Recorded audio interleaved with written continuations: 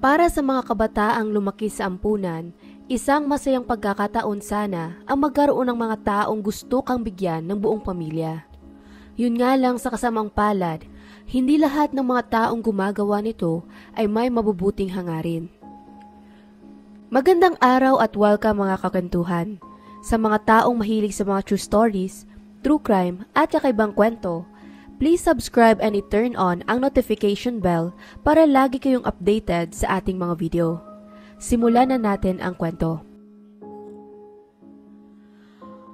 Maiko-konsiderang paraiso ang state ng South Dakota sa kung sino mang mahilig sa labas.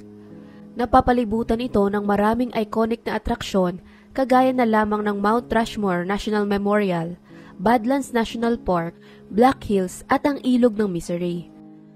Kaya sadyang sikat sa lugar na ito ang mga aktibidad na kagaya ng pangangaso, pag-hike, pangingisda at iba pa para sa mga lokal na residente.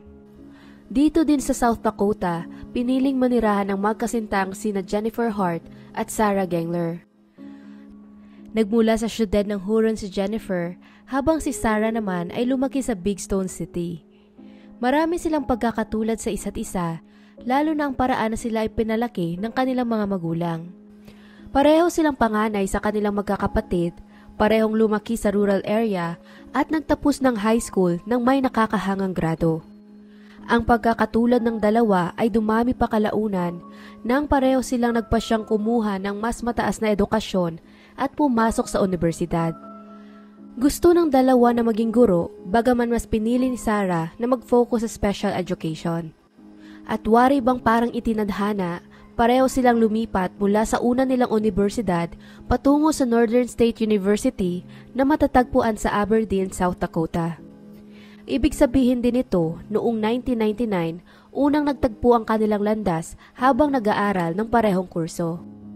Lingid sa kanilang kaalaman, ang pagtatagpong iyon ay hindi lamang magsisimula ng malapit na ugnayan sa dalawa, kundi ito ay naprogreso pa mula sa pagiging magkaklase, kaibigan hanggang sa kalaunan sila ay naging magkasintahan.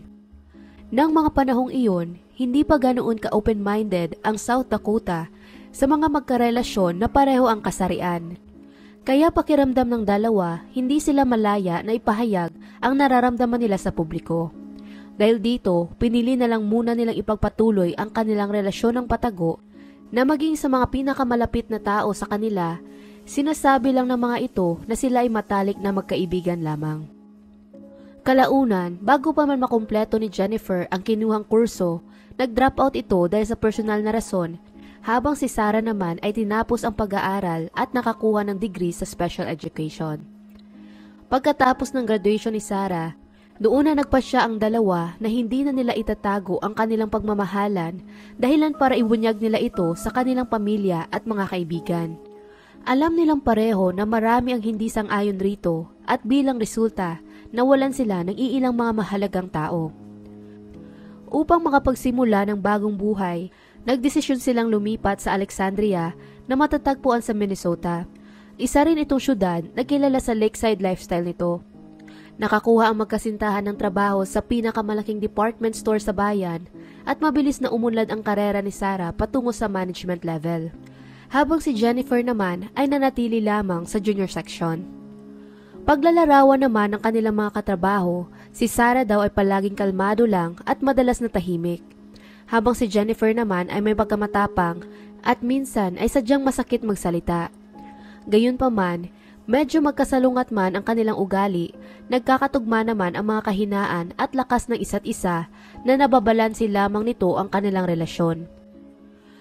Tumira sa iisang bahay sina Jen at Sarah sa loob ng ilang taon at nang sila'y tumuntong sa kanilang mid-20s, naramdaman nilang pareho na parang may kulang sa kanilang buhay.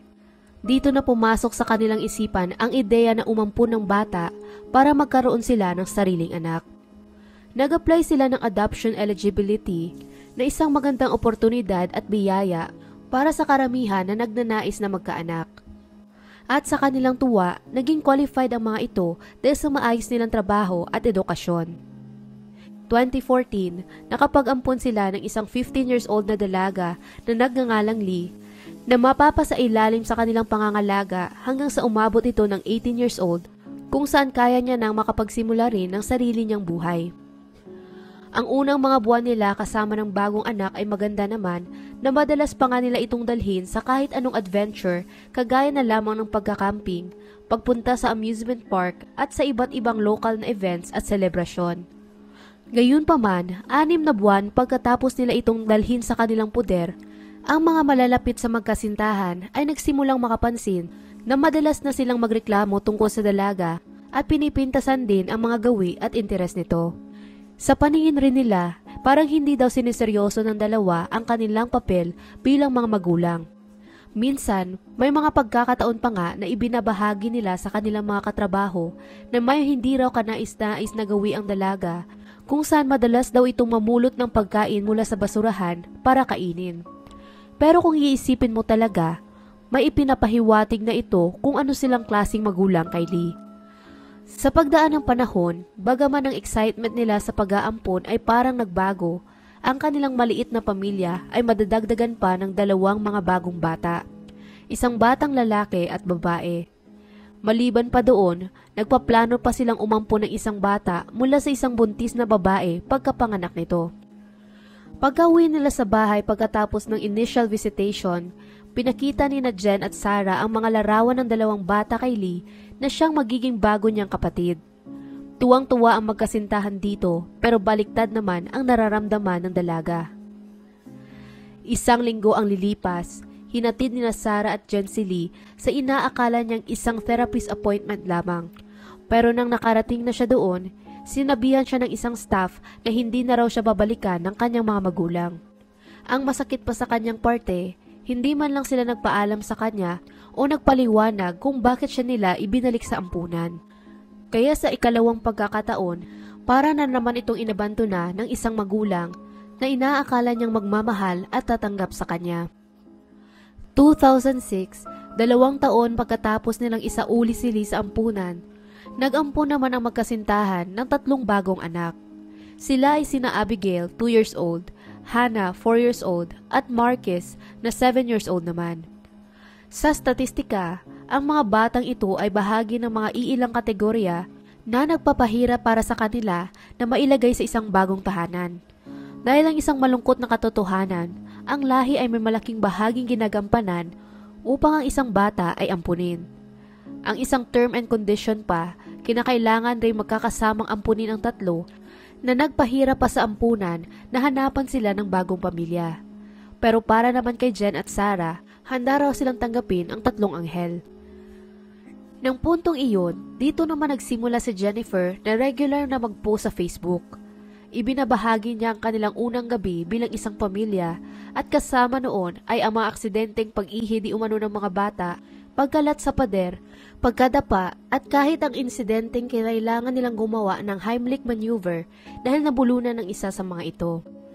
Mukhang napakaguluman pakinggan para sa unang gabi nila bilang magulang ng 3, mariin niyang sinabi na silang 2 daw ay committed sa paghihilom ng sugat ng mga bata sa pagdaan ng panahon. Ayon pa sa mga sarili niyang salita, dahil kung hindi daw sila, sino pa ang gagawa nito? Klarong-klaro man na hindi madali ang pag-aalaga ng 3 bata, pagkalipas lamang ng 2 taon, muli na naman silang naghanap ng mga bagong aampunin. Na-approve ang application na iyon kalaunan at noong spring ng 2008, sila ay binigyan ng dagdag pang 3 mga bata na sina Devon, 5 years old, Jeremiah, 4 years old at si Shera na 3 years old naman. Sa pagdami ng mga bata sa kanilang tahanan, dito na rin nagsimula ang mga komplikasyon sa kanilang pang-araw-araw na buhay. Sa parehong taon, ipinatawag ang 2 sa eskwelahan dahil sa alegasyon ng pang-aabuso nang pumasok si Hannah sa klase nang may mga pasa sa kanyang paa. Nang tinanong siya ng kanyang mga guro kung ano ang nangyari, sumagot ito na ang isa raw sa kanyang mga ina ay pinalo siya ng sinturon. Itinanggi naman ni Sarah at Jen ang alegasyon at nagsabi na hindi nila alam kung paano iyon nangyari. Paliwanag pa nila, baka nakuha lang daw nito ang pasa habang naglalaro, kaya bilang resulta, walang report na isinampa sa kanila. Ang kahina-hinala lang, ilang araw lang pagkaraan ng insidenteng iyon, ang 3 bata ay tinanggal nila sa paaralan. Muli lang nila itong pina-enroll nang nakatanggap sila ng tawag mula sa social services nang inireport iyon ng eskwelahan. Pagkatapos maampo ng huling 3 bata, madalas ibahagi ni na Jennifer ang kakaiba nilang pamilya na binubuo na ngayon ng 2 white na lesbian na mga ina at 6 na black na mga kabataan. Mula noon, nagpatuloy sa pagtatrabaho si Sarah sa retail upang masuportahan ang pangangailangan ng pamilya, habang si Jennifer naman ay huminto na sa trabaho at nanatili na lamang sa bahay para alagaan ang mga bata. Maliban pa doon, madalas nilang igala ang mga ito sa tinatawag ni Jennifer ng Transformation Festivals, kung saan may events ng pagsasayaw, musika, yoga at iba pang aktibidad na maaaring tumagal ng ilang araw. Ang pagbabago sa pamumuhay nilang ito ay ang tumulak sa pamilya upang lumipat mula sa Minnesota patungo sa Oregon noong taong 2013. Dahil dito nakapag-focus sila sa komunidad na tumatanggap sa kanila at naging malapit rin sa mga paborito nilang musikero. Pagkalipat nila doon, opisyal nang nagpakasal sina Jennifer at Sarah, kung saan dinala na ng buong pamilya ang apelyido ni Jennifer na Hart. Ito rin yung panahon na halos naging mas madalas pa ang pag-post ng update ni Jennifer tungkol sa mga bata sa kanyang Facebook account. Ibinabahagi nito ang mga larawan nila sa festivals kapag naglalaro sila sa hardin o sa loob ng bahay at iba pa mga aktibidad. Sa mga nakakakita nito, iisipin mong napaka-wholesome ng kanyang mga post na nagbibigay ito ng pagpapahalaga sa pagmamahal, pagtanggap at sa komunidad. Dagdag pa doon, maliban sa mga festivals, madalas din silang umattend ng mga rallies at protesta na kung titingnan mo, wari ba'y isa talaga silang masayang pamilya na matatag ang suporta sa isa't isa. Ito ang dahilan para umani ang kanyang post ng maraming likes at papuri kina Jennifer at Sarah para sa pagbibigay sa mga bata ng maayos na tahanan. Gayunpaman, sa kabila ng pinapakita nila sa publiko, ibang-iba naman ang pinipintang larawan ng mga offline government files. Napansin ng paaralan ng mga bata na marami silang mga pasa sa katawan at pagbabahagi pa ng mga guro nito. Nagsusumbong daw sila na madalas silang ikulong ng kanilang mga ina sa kwarto nang walang pagkain. Ito ang naging dahilan para sila ay magnakaw ng pagkain sa ibang mga bata sa eskwelahan. Ayon pa kay Abigail, may isang pagkakataon daw na inakusahan siya ni Jennifer ng pagnanakaw at pinarusahan siya nito sa pamamagitan ng paglubog ng kanyang ulo sa malamig na tubig bago sinampal sa muka. Gayunpaman, bago pa makapagsagawa ng investigasyon ang mga otoridad, inalis ng 2 ang lahat ng mga bata mula sa paaralan at sinimulan silang i-homeschool. Di tumagal, ang mga taong nakapaligid sa pamilya ay nagsimulang kontakin ang Child Protection Services upang mag-report na pinapatakbo daw ni Jennifer ang pamilya na parang military. At kitang-kita nila na takot raw ang mga bata rito. Isang mahalagang detalye pa, sinasadya din daw ni Jennifer na hindi sila pakainin at makakatanggap lamang sila ng gantimpala kung magpo-post sila kasama nito para sa social media. Ayon naman sa mga salaysay ng mga photographers na nakapagtrabaho sa Hart family, nang kinukuhanan daw nila ang mga bata ng larawan, nakangiti ang mga ito ng todo at mukhang masaya. Pero as soon as matapos ang session, agad nagbabago ang kanilang hitsura sa malungkot at parang walang kabuhay-buhay na mga muka. Dahil sa mga reports na ito, bumisita na ang Child Protection Services sa kanilang tahanan upang interviewin mismo ang mga bata. Pero ang nakakapagtaka lang, nang kaharap na nila ang mga officers, lahat sila ay tumanggi na may pang-aabusong nagaganap sa loob ng bahay. Ang mga otoridad naman na bumisita ay hindi na nangusisa pa at tinanggap na lamang nila ang mga paliwanag nito.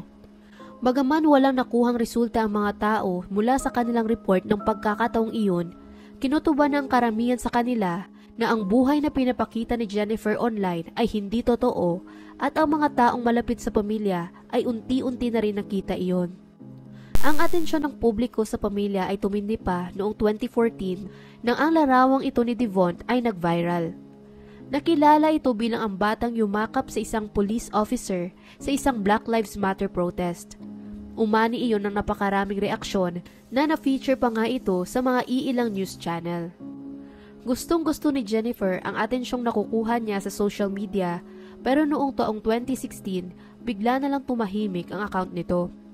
Bumalik lamang siya sa pagpo-post noong taong 2017, nagpapaliwanag na hindi daw nauunawaan ng mga nakapalibot sa kanila ang alternatibo at progresibo nilang pamumuhay. Sa mga panahong sila ay nawala sa mga mata ng publiko, nagpa siyang lumipat ang pamilya sa Woodland, Washington, pero ang isa sa siguradong dahilan talaga nito ay napag-iinitan na sila ng Child Protection Services. Dahil dito, kinailangan nilang umalis ng tahimik para hindi sila mapansin ng mga ito. Sa may Woodland, nakakuha ang pamilya ng malapad na 2 palapag na farmhouse sa countryside at dito na rin bumalik sa pagpo-post sa Facebook si Jennifer. Muling nakita ang mga bata sa mga bagong larawan at naging sunod-sunod ang mga updates nito para makakuha ng atensyon. Gayunpaman sa likod ng mga ngiti nila, patuloy pa rin ang nangyayaring mga pang-aabuso. Sa katunayan, noong buwan ng July, ang 15 years old na si Hannah Hart ay tumalon mula sa bintana ng kanyang kwarto at tumakbo sa isa nilang kapitbahay. Nagising ang mag-asawang sina Dana at Bruce sa isang balisang dalaga sa harap ng kanilang pinto. Nagmakaawa itong humingi ng pagkain at nakiusap na huwag siyang pabalikin sa kanilang tahanan. Pero di tumagal pagkatapos noon, narinig na nila ang boses ng iba pang miyembro ng Hart family na hinahanap siya. Paliwanag ni Jennifer sa mag-asawa nang makita nila ito, nagsisinungaling lamang daw si Hannah para makakuha ng atensyon. Sa kabutihang palad, hindi naman isinawalang bahala ng mag-asawa ang nangyari at nang linggo ding iyon, inireport nila ito sa Child Protection Services. Yeah, there's some kids that I feel is being highly abused. Okay, I'm going to give you the address of my daughter's house because it's right next door. Okay, what's going on there? The other night, a little girl jumped out of the second-story window on the roof and then down onto the ground and ran to my daughter, and this is like 2 in the morning, begging them to help her, And when they came looking for her, she was begging my daughter not to let them know she was there. And then eventually my son-in-law let him know. And then she had all 4 of the kids come back later and to say everything was okay, and they were all standing at attention like they were just scared to death. And I think there's something very serious going on there. I'm very concerned for these kids. Nang sumunod na araw, nakatanggap ang mag-asawa ng sulat mula di umano kay Hannah at ito ay humihingi ng patawad para sa kanyang panggugulo sa kanila. Gayunpaman, ang iilang mga salita sa sulat ay parang hindi karaniwan para sa isang 15-year-old. Kaya ayaw man makisali ng mag-asawa sa kung anumang gulo sa kanilang komunidad, ang insidenteng iyon ay hindi naalis sa isipan ni Dana. Bilang resulta, palihim niyang inoobserbahan ng pamilya ang hindi paglabas ng mga bata at kung nakakakain ba ang mga ito.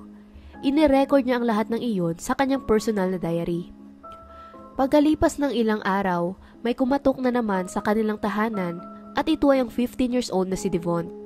Nakiusap ito sa kanila kung pwede ba siyang humingi ng pagkain at kung pwede ba silang maglagay ng care package sa dulo ng kanilang property na hindi makikita ng kanilang mga ina.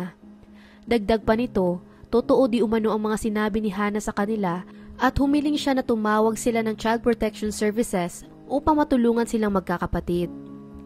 Nang puntong iyon, sobrang nabahala na rin ang mga social health services na noong March 23, 2018, pinuntahan na nila ng personal ang bahay ng Hart family. Gayunpaman, pagkarating nila doon, walang sumagot sa kanilang pagtawag o bumukas man lang ng pinto. Dahil dito, nagpasya silang umalis na lamang at balikan ng mga ito sa ibang araw. Pagkalipas ng 3 araw, muli silang bumisita sa lugar pero may napansin silang mga nakakabahalang detalye. Walang laman ng driveway, ang sasakyan ng pamilya ay hindi mamataan at ang mga hollow blocks ay nagkalat din sa daanan na para bang binangga ito ng kotse. Kaya para sa kanila, mukhang nagmamadaling umalis ang pamilya at basta na lang nilang iniwan ang bahay. Samantala, hindi naman nagkaroon ng magandang kutob dito si Dana dahil alam niya kung bakit sila tumakas. Pero sa kabila nun, hindi pa rin ito naging handa sa mga sumunod na pangyayari. 2 araw ang nakakaraan, March 24, 2018, sina Jennifer at Sarah kasama ng kanilang 6 na mga anak ay sumakay sa kanilang family truck para di umano sa isang road trip. Bagaman madalas nila itong gawin, kailanman hindi pa sila nagkakaroon ng biglaang lakad. Si Jennifer ang nagmamaneho ng sasakyan at mabilis niya itong pinatakbo paalis sa lugar dahilan para mabangga niya ang pader sa driveway. Taliwas sa karaniwan itong ginagawa, ng araw na iyon wala siyang kahit anong post tungkol sa kanilang road trip. Bumiyahe sila patungong timog palabas ng Washington, dumaan sa Oregon hanggang sa nakarating sila sa California. Sa biyahe, patigil-tigil din sila sa mga iilang service stations upang bumili ng pagkain at magpagas ng sasakyan. Hindi nila hinayaang lumabas ang mga bata sa kahit anumang oras, kaya walang nakakita sa mga ito sa kahit saang gasolinahan. March 25 ang araw na bumalik ang Child Protection Services sa kanilang bahay na wala ng tao. Nakuha na naman si Jennifer sa isang surveillance camera sa Safeway. Kalaunan, huminto din sila sa Walmart sa may California kung saan bumili si Sarah ng malaking bote ng Benadryl na isang antihistamine na may malakas na side effects kagaya ng pagkakaantok. Bumalik agad si Sarah sa sasakyan at habang naghahanda ng pagkain para sa pamilya, nilagyan niya ng Benadryl ang mga sandwich nito. Ang 19 years old na si Martis ay ang nakatanggap ng pinakamalaking dosage na umabot sa 20 na pill ng gamot. Si Jennifer naman ng mga oras na iyon ay uminom ng iilang bote ng beer na mukha ring nakakapagtaka. Hindi niya ito karaniwang ginagawa dahil hindi naman siya mahilig uminom ng alak, pero ng araw na iyon, klarong ito'y kakaiba.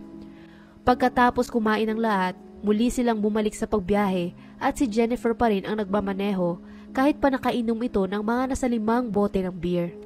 Umalis sila sa Walmart ng umaga ng March 26 at nagtungo malapit sa baybayin.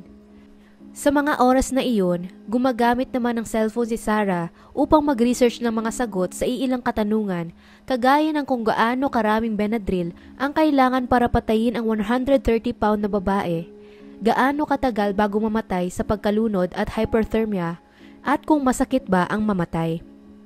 Pagka-research niya nito, uminom rin si Sarah ng 42 na pills ng Benadryl. Nagpatuloy sila sa pagmamaneho bago huminto sa isang bangin na malapit sa Westport. Ang 6 na mga bata ay nasa likod pa rin ng sasakyan, walang mga seatbelt at nakakaramdam na ng antok. Tumigil lamang ng kaunting minuto ang kanilang family truck doon habang napuno naman ng katahimikan ang paligid. Pagkatapos nito, tinapakan na ni Jennifer ang gas pedal, dire-diretso patungo sa 100 feet na bangin hanggang sa ito ay tuluyang mahulog sa mabatong dagat. March 26, 2018, mga bandang 4:15 ng hapon, nakatanggap ng alert ang mga police officers tungkol sa isang sasakyan na nahulog di umano sa bangin malapit sa Westport.